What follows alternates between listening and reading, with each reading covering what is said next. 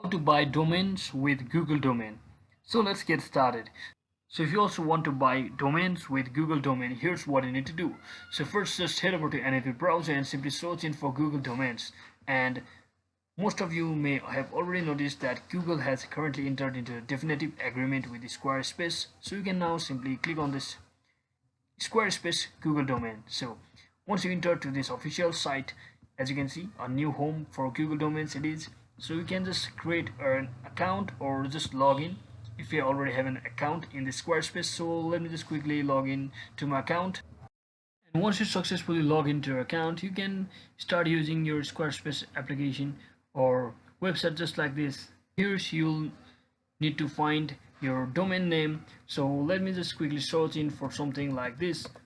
So always make sure that your names are available. So as you can see, as the Google domain prioritizes the .com or site domains name more, so it is always at the top.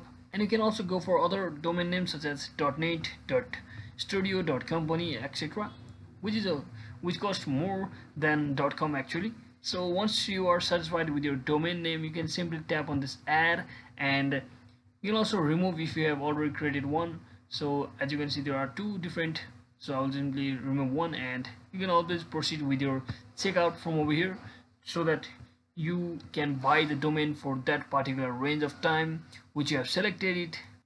And don't worry, because you can also actually change your term length to more than 3 years as well, or depending upon your choice about how much you want to keep it for, and you can pay it accordingly, and you need to renew at this applicable date with applicable taxes available.